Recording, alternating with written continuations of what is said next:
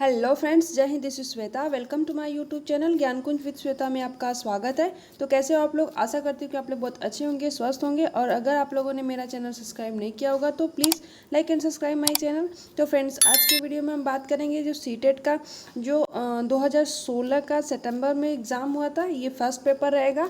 और ये जो वीडियो रहेगा वो सब्जेक्ट चाइल्ड डेवलपमेंट का रहेगा, ठीक है, चाइल्ड डेवलपमेंट एंड पेडागोजी का। तो इसका 30 क्वेश्चन मैं आपको करवाऊंगी। तो चलिए स्टार्ट करते हैं आज का वीडियो। तो देखिए क्वेश्चन नंबर फर्स्ट है।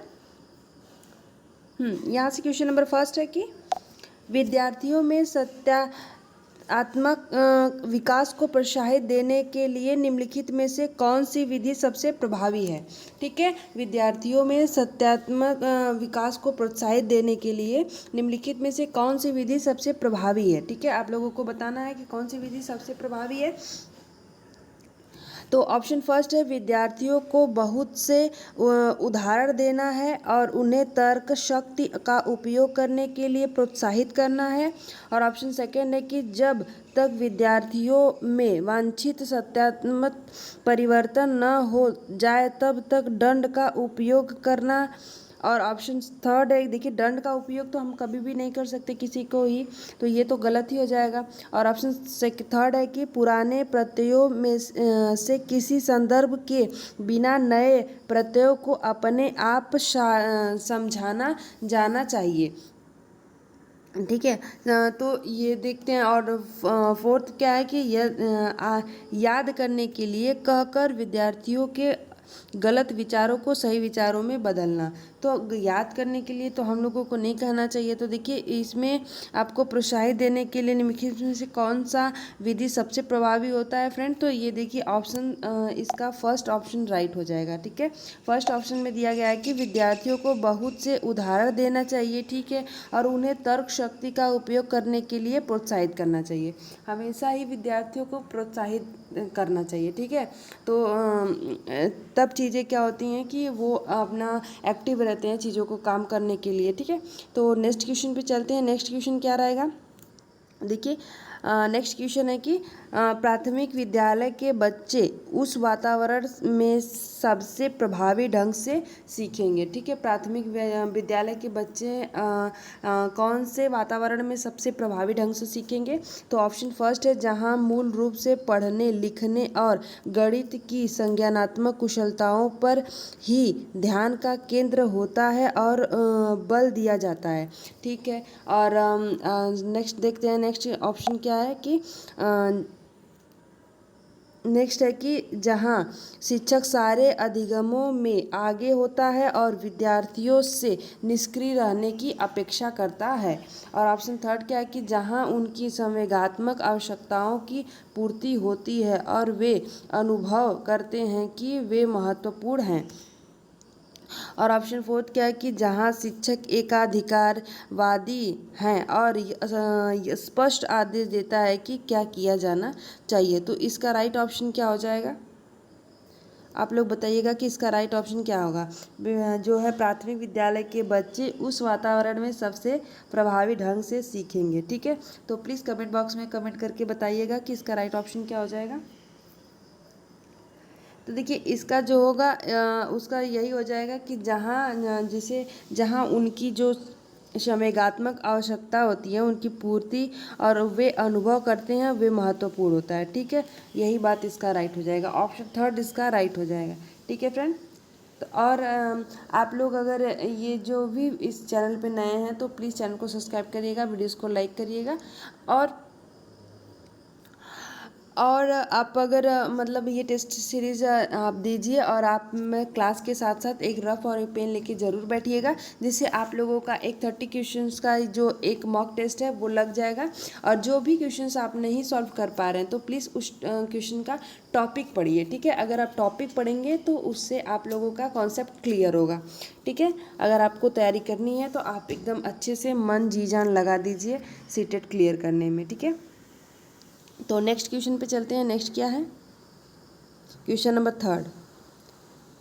तो क्वेश्चन नंबर थर्ड है फ्रेंड कि एक बच्चा खिड़की के सामने से एक कौवे को उड़ाता हुआ देखता है और कहता है एक पक्षी इससे बच्चे के विचार के बारे में क्या पता चलता है? ठीक है, एक जैसे कौवा है, वो खिड़की पे बैठा और एक बच्चा उसे उड़ा रहा है, उड़ता है मतलब देखता है, तो वो कहता है कि एक पक्षी। इससे जो बच्चा है क्या विचार करता है इस बारे में पता चलता है।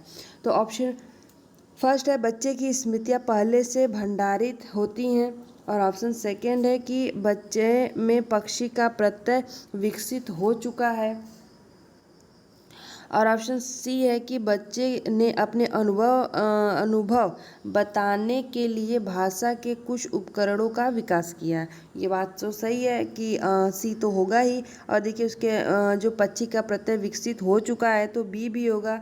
बी और सी, बच्चे की स्मृतियाँ पहले से भंडारित है।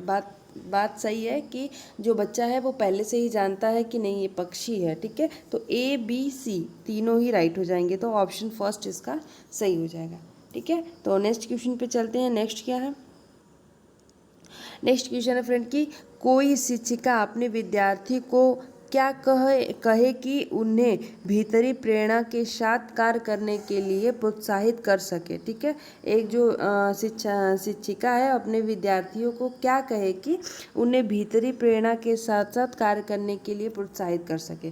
तो ऑप्शन फर्स्ट है काम जल्दी पूरा करो तो तुम्हें एक टॉफ़ी मिलेगी, और ऑप्शन सेकेंड है कि इसे करने की कोशिश करो, तुम सीख जाओगे, और ऑप्शन थर्ड है कि चलो इसके करने से पहले समाप्त कर लो, और ऑप्शन फोर्थ है कि तुम इसके जैसे क्यों नहीं हो सकते, देखो और उसने इसे एकदम ठीक कर दिया।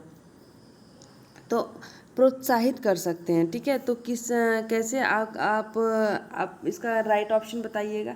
देखिए, अगर हम एक शिक्षिका है अपने विद्यार्थी को कहे कि भीतरी प्रेरणा उसको देना है, तो वो काम जल्दी पूरा करो तो तुम्हें एक टॉफ़ी मिलेगा। देखिए, हम किसी को भी कुछ ऐसे टॉफ़ी देके, कुछ ऐसे पुरस्कार देके चीज़ों को करवाना, ये बात सही नहीं है, आप लोगों को पढ़ाया गया होगा। और देखिए सेकेंड में क्या है कि इसे करने की कोशिश करो, तुम सीख जाओगे, ये बात कहीं कहीं ठीक है, लेकिन फिर भी देखते हैं। और नीचे क्या है कि चलो इसे करने का उसके करने से पहले समाप्त कर लो।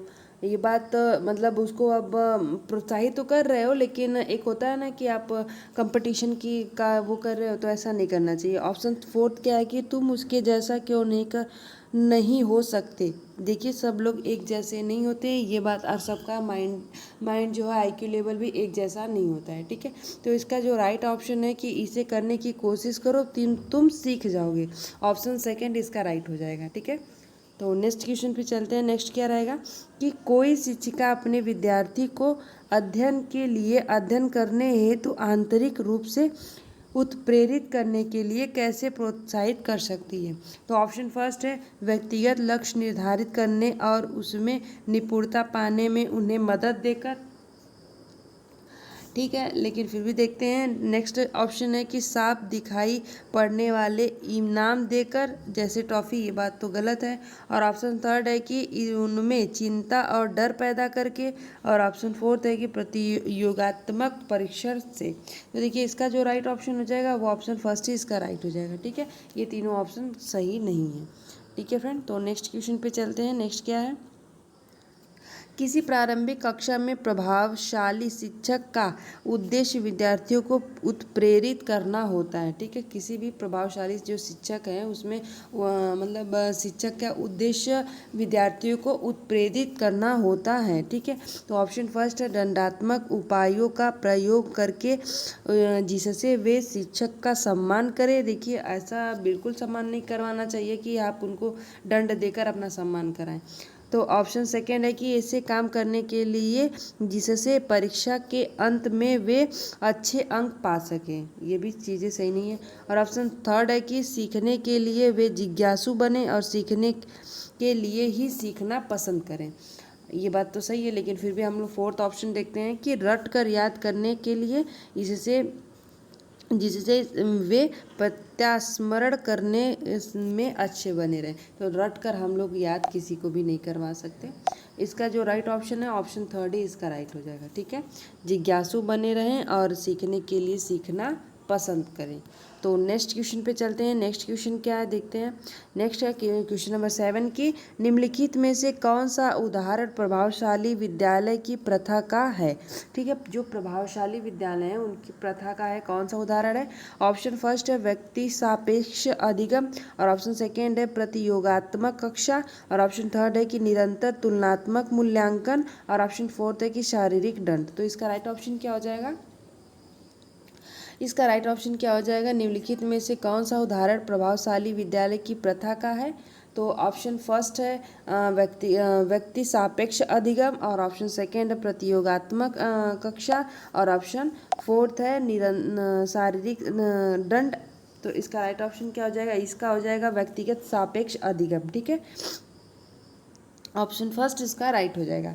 तो नेक्स्ट क्वेश्चन पे चलते हैं। नेक्स्ट क्या है, नेक्स्ट क्वेश्चन है कि विकास का सिरापदामुख दिशा सिद्धांत व्याख्या करता है कि विकास इस प्रकार आगे बढ़ता है। ठीक है, तो इसका मतलब क्या है आपको यही पूछा है। ठीक है, जो है शिरापदामुख दिशा सिद्धांत आप लोग पढ़े होंगे इसके बारे में, ऐसे क्वेश्चंस आते हैं। तो ऑप्शन फर्स्ट है शीर से पैर की ओर, और ऑप्शन सेकेंड है कि ग्रामीण से शहरी की ओर, और ऑप्शन थर्ड है कि सामान्य से विशिष्ट कार्यों की ओर, और ऑप्शन फोर्थ है कि विभिन्न से एकीकृत कार्यों की ओर। तो इसका राइट ऑप्शन क्या हो जाएगा, देखिए जो सिरापदामुख होता है वो सिर से पैर की ओर विकास होता है। किसी भी बच्चे का जो विकास है वो सिर से पैर की ओर होता है। आपको ये क्वेश्चन आता है कि पैर से सिर की ओर या फिर ऐसे, एक सिर से पैर की ओर होता है। ठीक है, तो ऑप्शन फर्स्ट इसका राइट हो जाएगा। नेक्स्ट क्वेश्चन पे चलते हैं। नेक्स्ट क्या है, क्वेश्चन नंबर 9 है कि भाषा विकास के लिए सबसे संवेदनशील समय निम्नलिखित में से कौन सा है। ठीक है, जो भाषा विकास के लिए सबसे संवेदनशील जो है संवेदनशील कौन सा है। तो ऑप्शन फर्स्ट है वयस्कावस्था, और ऑप्शन सेकेंड है प्रारंभिक बचपन का समय, और ऑप्शन थर्ड है कि जन्म पूर्व का समय, और ऑप्शन फोर्थ है कि मध्य बचपन का समय। तो इसका राइट ऑप्शन क्या हो जाएगा, इसका राइट ऑप्शन क्या हो जाएगा, प्लीज़ कमेंट बॉक्स में बताइएगा। देखिए भाषा विकास के लिए सबसे संवेदनशील समय पूछा है फ्रेंड, तो सबसे संवेदन जो शील है वो प्रारंभिक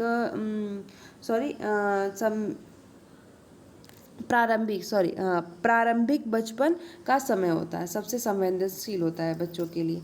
तो नेक्स्ट क्वेश्चन पे चलते हैं। नेक्स्ट क्वेश्चन है कि एक 6 वर्ष की लड़की खेलकूद में असाधारण योग्यता का प्रदर्शन करती है।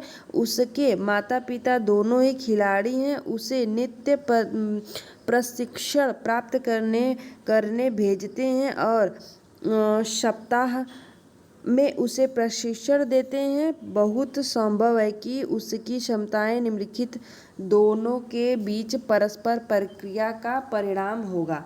तो क्या होगा फ्रेंड, ऑप्शन फर्स्ट है स्वास्थ्य और प्रशिक्षण का, और ऑप्शन सेकेंड है अनुशासन और पौष्टिकता का, और ऑप्शन थर्ड है कि आनुवंशिकता और पर्यावरण का, और ऑप्शन फोर्थ है कि वृद्धि और विकास का।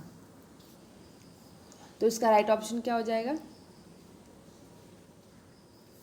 प्लीज़ कमेंट बॉक्स में बताइएगा कि इसका राइट ऑप्शन क्या हो जाएगा। तो देखिए जब एक आप लोग इसका जो राइट ऑप्शन है, एक 6 वर्ष की लड़की है, खेल कूद में असाधारण योग्यता का प्रदर्शन करती है। ठीक है, असाधारण है। ठीक है, उसके माता पिता दोनों ही खिलाड़ी हैं। उसे नित्य प्रशिक्षण प्राप्त करने भेजते हैं और सप्ताह में उसे प्रशिक्षण देते हैं। बहुत संभव है कि उसकी क्षमताएं निम्नलिखित दोनों के बीच परस्पर प्रक्रिया का परिणाम होगा। तो इसका जो है वो आनुवांशिक और पर्यावरण दोनों ही ऑप्शन राइट हो जाए, सॉरी ये ऑप्शन थर्ड इसका राइट हो जाएगा। ठीक है, तो नेक्स्ट क्वेश्चन पे चलते हैं। नेक्स्ट क्वेश्चन क्या है, क्वेश्चन नंबर 11 है कि निम्नलिखित में से सामाजिकरण के गौणवाहक हो सकते हैं। ठीक है, जो सामाजिकरण के गौणवाहक कौन हो सकते हैं। ऑप्शन फर्स्ट है विद्यालय और निकटतम परिवार के सदस्य, और ऑप्शन सेकेंड है कि परिवार और रिश्तेदार, और ऑप्शन थर्ड है कि परिवार और पास पड़ोस, और ऑप्शन फोर्थ है कि विद्यालय और पास पड़ोस। तो इसका राइट ऑप्शन क्या हो जाएगा,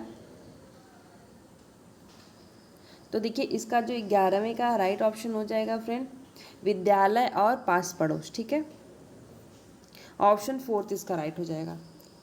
नेक्स्ट क्वेश्चन पे चलते हैं, क्वेश्चन नंबर 12। क्वेश्चन नंबर 12 है फ्रेंड कि लेव वैगोस्की के अनुसार संज्ञानात्मक विकास का मूल कारण है। ठीक है, मूल कारण पूछा है लेव वैगोस्की के अनुसार। तो ऑप्शन फर्स्ट पहले है, ऑप्शन है कि मानसिक प्रारूपों स्कीमास का समायोजन, और ऑप्शन सेकेंड है कि उद्दीपक अनुक्रिया युग्मन, और ऑप्शन थर्ड है कि संतुलन, और ऑप्शन फोर्थ है कि सामाजिक अन्योन क्रिया। तो इसका राइट ऑप्शन क्या हो जाएगा? प्लीज़ कमेंट बॉक्स में बताइएगा कि इसका राइट ऑप्शन क्या हो जाएगा।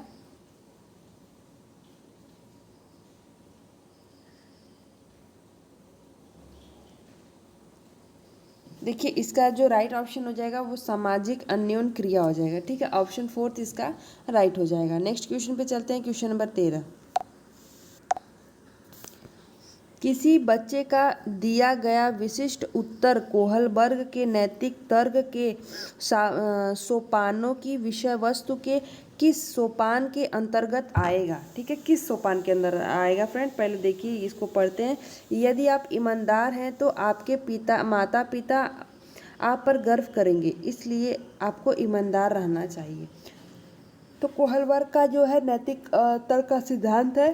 तो इसका जो है पहले ऑप्शन पढ़ते हैं। ऑप्शन फर्स्ट है कि अच्छी लड़की अच्छा लड़का अनुकूलन, और ऑप्शन सेकेंड है कि कानून और व्यवस्था अनुकूलन, और ऑप्शन थर्ड है कि दंड आज्ञाकारिता अनुकूलन, और ऑप्शन फोर्थ है कि सामाजिक संकुचन अनुकूलन।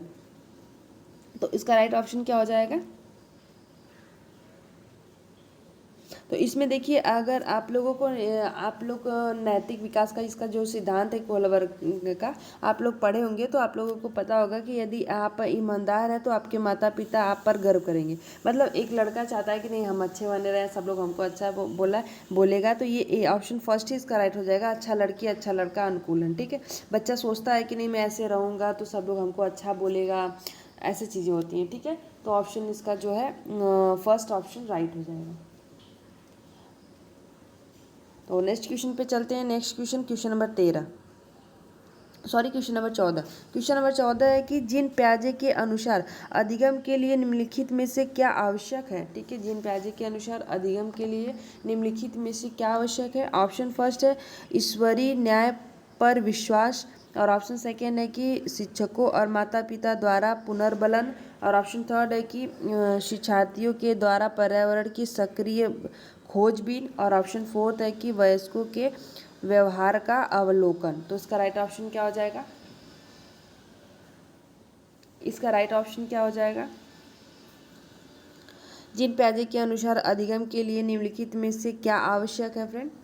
निम्नलिखित में से क्या आवश्यक है जीन प्याजे के अनुसार? तो इसमें देखिए, जो विद्यार्थी के द्वारा पर्यावरण की सक्रिय खोजबीन, ऑप्शन थर्ड ही इसका राइट हो जाएगा। ठीक है, नेक्स्ट क्वेश्चन पे चलते हैं। नेक्स्ट क्वेश्चन है, जीन प्याजे के अनुसार प्रारूप जो स्कीमा निर्माण वर्तमान योजनाओं के अनुरूप बनाने हेतु नवीन जानकारी में संशोधन और नवीन जानकारी के आधार पर पुरानी योजनाओं में संशोधन के परिणाम के रूप में घटित होता है। इन दो प्रक्रियाओं को जाना जाता है। ठीक है, तो कैसे जाना जाता है? ऑप्शन फर्स्ट है सामीकरण और संशोधन के रूप में, और ऑप्शन सेकेंड है कि समावेशन और समायोजन के रूप में, और ऑप्शन थर्ड है कि समायोजन और अनुकूलन के रूप में, और ऑप्शन फोर्थ है कि समावेशन और अनुकूलन के रूप में। तो इसका राइट ऑप्शन क्या हो जाएगा? इसका राइट ऑप्शन क्या हो जाएगा?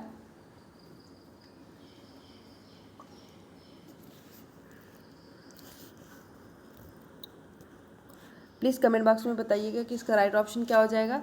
और देखिए फ्रेंड, अगर जो भी सीटेट का फर्स्ट बार एग्ज़ाम दे रहे हैं तो उन लोगों को लगेगा कि क्वेश्चन बहुत लेंदी है, तो ऐसा होता है। लेकिन आप लोग मतलब आराम से क्वेश्चन को पढ़ेंगे, समझेंगे, तो क्वेश्चन सॉल्व जरूर हो जाएगा। और एक क्वेश्चन में आप लोगों को ज़्यादा टाइम नहीं देना है, नहीं तो आप लोगों का जो टाइम मैनेजमेंट है वो सही नहीं हो पाएगा और आपके क्वेश्चन छूट जाएंगे। आप लोगों को पता होना चाहिए कि इसमें 30 क्वेश्चन मैथ के भी आते हैं। तो अगर आप लोग इसी सब क्वेश्चन में आप लोग ज़्यादा टाइम ले लोगे तो फिर मैथ के लिए टाइम नहीं बचेगा। तो आप लोगों को उसके लिए भी बचाना है टाइम। ठीक है, तो नेक्स्ट क्वेश्चन इसका देखिए, जो राइट ऑप्शन हो जाएगा वो समायोजन और समावेशन और समायोजन हो जाएगा। ठीक है, ऑप्शन सेकेंड इसका राइट हो जाएगा। तो नेक्स्ट क्वेश्चन पे चलते हैं। नेक्स्ट क्या है, क्वेश्चन नंबर 16। क्वेश्चन नंबर 16 है कि किसी प्रगतिशील कक्षा की व्यवस्था में शिक्षक एक ऐसे वातावरण को उपलब्ध कराकर अधिगम को सुगमता बनाता है जो, ऑप्शन फर्स्ट है समावेशन को हतोत्साहित करता है, तो ऐसा नहीं होगा। ऑप्शन सेकेंड है कि आवृत्ति को बढ़ावा देता है, फिर भी ठीक है, लेकिन आगे देखते हैं। ऑप्शन थर्ड है कि खोज को प्रोत्साहन देता है, और ऑप्शन फोर्थ है कि नियामक है। तो देखिए इसका सीधे सीधे ऑप्शन यही राइट हो जाएगा कि जो खोज की प्रोत्साहन देता है इसी को अधिगम को बढ़ावा और सुगमता बनाता है। तो ऑप्शन सेकेंड थर्ड इसका राइट हो जाएगा। ठीक है, नेक्स्ट क्वेश्चन पे चलते हैं। नेक्स्ट क्या है, नेक्स्ट क्वेश्चन है कि हार्वर्ड गार्डनर का बहुबुद्धि सिद्धांत सुझाता है कि, ऑप्शन फर्स्ट है कि शिक्षक को चाहिए कि विषय वस्तु को वैकल्पिक विधियों से पढ़ाने के लिए बहुबुद्धियों को एक रूपरेखा की तरह ग्रहण करे, और ऑप्शन सेकेंड है कि क्षमता भाग्य और एक अवधि के भीतर नहीं बदलती है, और ऑप्शन थर्ड है कि हर बच्चे को प्रत्येक विषय 8 भिन्न तरीकों से पढ़ाया जाना चाहिए ताकि सभी बुद्धियाँ विकसित हो, और ऑप्शन फोर्थ है कि बुद्धि को केवल बुद्धि लब्धि IQ परीक्षा से ही निर्धारित किया जा सकता है। तो इसका राइट ऑप्शन क्या हो जाएगा, प्लीज़ बताइएगा कि इसका राइट ऑप्शन क्या हो जाएगा। हार्वर्ड गार्डनर का बहुबुद्धि का सिद्धांत है, ये आप लोग भी जानते हैं। ठीक है,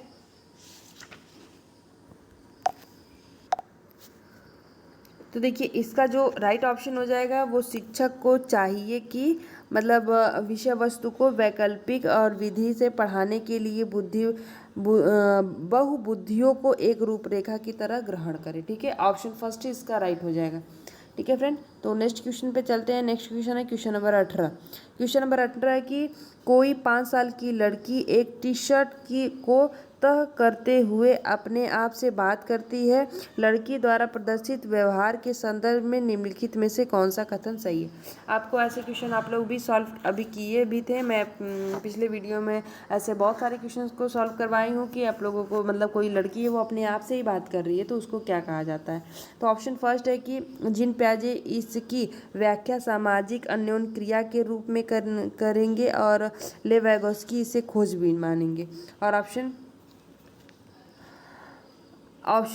सेकेंड है कि जीन पियाजे और लेव वैगोस्की इसकी व्याख्या बच्चे के द्वारा अपनी माँ के अनुकरण के रूप में करेंगे, और ऑप्शन थर्ड है कि जीन पियाजे और लेव वैगोस्की इसकी व्याख्या बच्चे के विकास की अहम केंद्रित प्रकृति के रूप में करेंगे, और ऑप्शन फोर्थ है कि जीन पियाजे इसे अहम केंद्रित भाषा कहेगा, और लेव वैगोस्की इसकी व्याख्या बच्चे के द्वारा निजी भाषा से अपनी क्रियाओं को नियमित करने के प्रयासों के रूप में करेंगे। तो जीन पियाजे ये बताए हैं कि ये जो भाषा है वो अहम केंद्रित भाषा है जिसमें बच्चे अपने आप से खुद बात करते हैं कोई भी काम करते समय। ठीक है, तो ऑप्शन इसका फोर्थ ऑप्शन राइट हो जाएगा।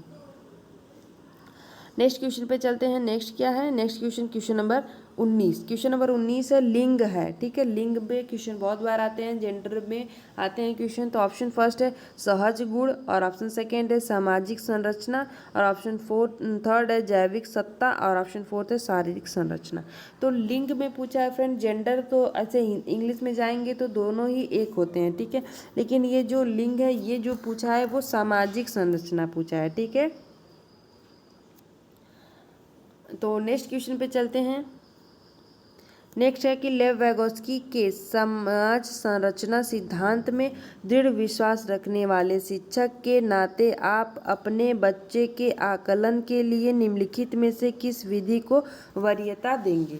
ठीक है, तो किस विधि को वरीयता देंगे फ्रेंड। ऑप्शन फर्स्ट है तथ्यों पर आधारित प्रत्यास्मरण के प्रश्न के, और ऑप्शन सेकेंड है कि वस्तुपरक बहुविकल्पी प्रकार के प्रश्न, और ऑप्शन थर्ड है कि सहयोगी प्रोजेक्ट, और ऑप्शन फोर्थ है कि मानकीकृत परीक्षण। तो इसका राइट ऑप्शन क्या हो जाएगा,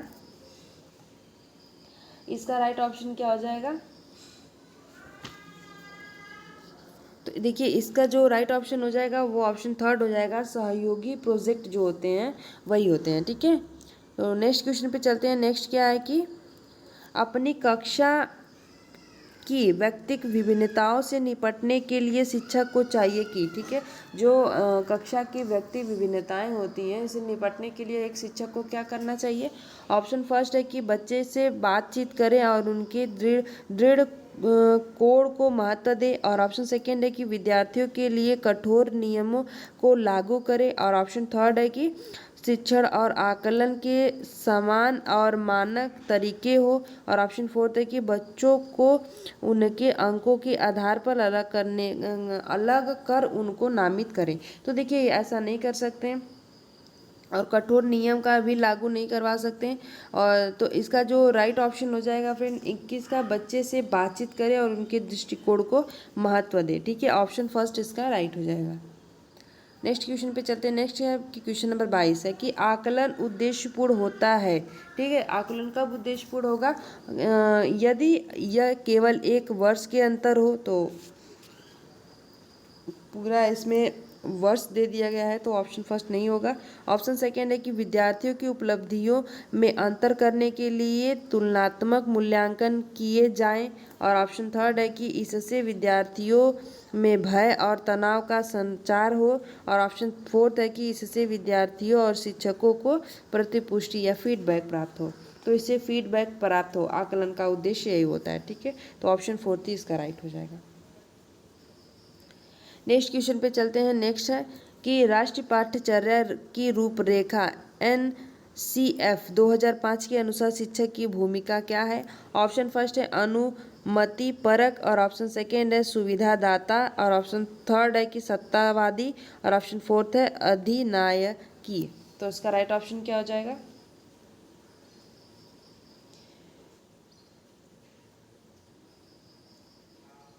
प्लीज़ कमेंट बॉक्स में बताइएगा कि इसका राइट ऑप्शन क्या हो जाएगा। देखिए राष्ट्रीय पाठ्यचर्या रूपरेखा जो है NCF 2005 के अनुसार एक शिक्षक की भूमिका होती है सुविधादाता, ठीक है, ऑप्शन सेकेंड इसका राइट हो जाएगा। नेक्स्ट क्वेश्चन पे चलते हैं।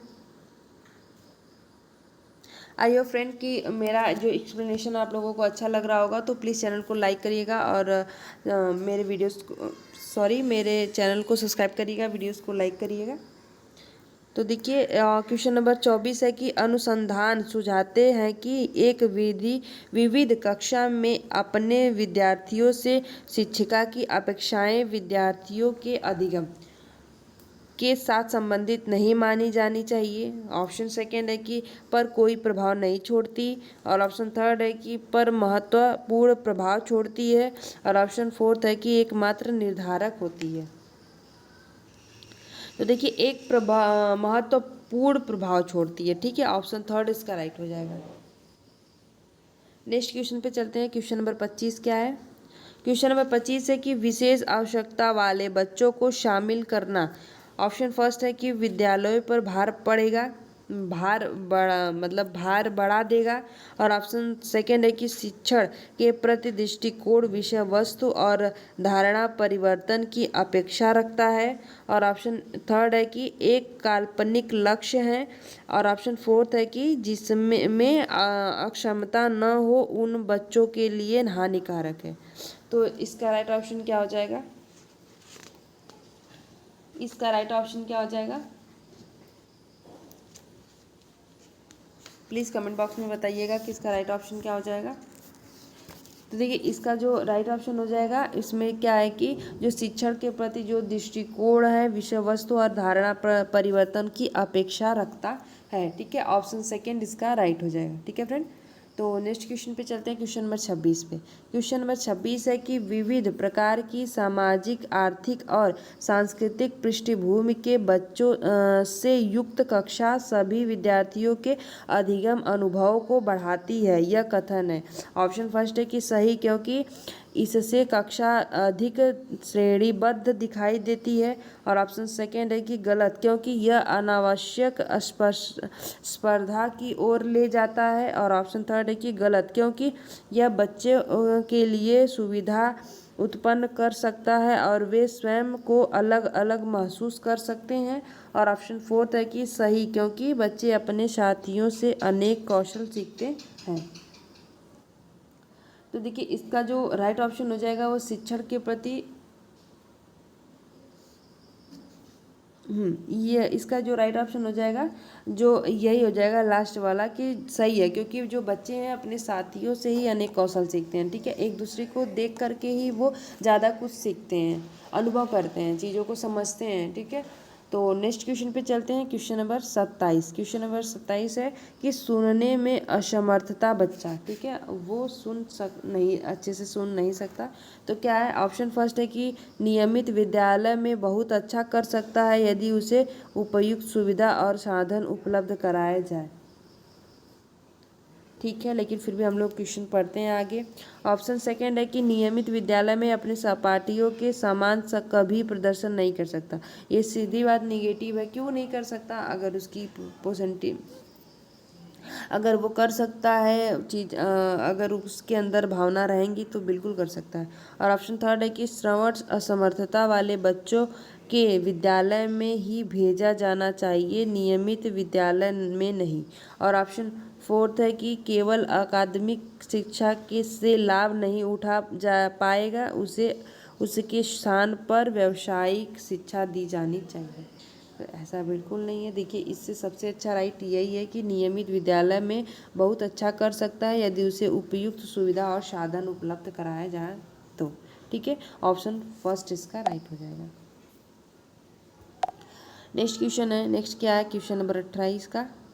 क्वेश्चन नंबर 28 है कि निम्नलिखित में से कौन सी विशेषता प्रतिभावान शिक्षार्थी की है? ठीक है, तो ऑप्शन फर्स्ट है कि वह बहुत ही तुनकमिजाज होती है। और ऑप्शन सेकेंड है कि वह रस्मी व्यवहार करता है, जैसे हाथ थपथपाना, ढोलना आदि। और सेकेंड है कि वह आक्रामक और कुंठित हो जाता है। और ऑप्शन फोर्थ है कि यदि कक्षा की गतिविधियां अधिक चुनौतीपूर्ण नहीं होती हैं तो वह कम प्रेरित अनुभव करता है और ऊब जाता है। तो इसका राइट ऑप्शन क्या हो जाएगा? क्वेश्चन पूछा है कि कौन सी विशेषता प्रतिभावान शिक्षार्थी की है? कौन सी विशेषता प्रतिभावान शिक्षार्थी की है?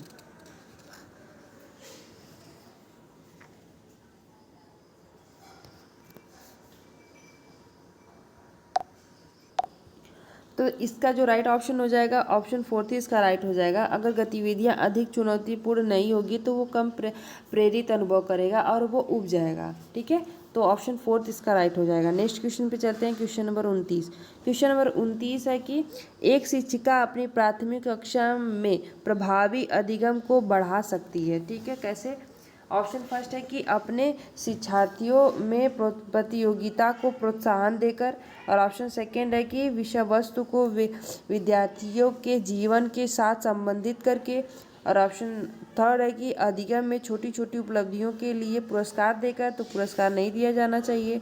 और इसमें प्रतियोगिता भी नहीं करानी चाहिए। और ऑप्शन फोर्थ है कि ड्रिल और अभ्यास के द्वारा। तो देखिए, इसका जो राइट ऑप्शन है वो यही है कि विषय वस्तु को विद्यार्थियों के जीवन के साथ संबंधित करके। ऑप्शन सेकेंड इसका राइट हो जाएगा। ठीक है, नेक्स्ट क्वेश्चन पे चलते हैं। नेक्स्ट क्या है? क्वेश्चन नंबर 30 में कि बच्चों के बारे में निम्नलिखित कथनों में से कौन सा सही है? ठीक है, आप लोगों को इसमें सही बताना है। तो ऑप्शन फर्स्ट है कि बच्चे जानकारी में निष्क्रिय प्राप्त करता है। और ऑप्शन सेकेंड है कि बच्चे समस्या समाधान करता है। और ऑप्शन सी है कि बच्चे वैज्ञानिक शोध करता है।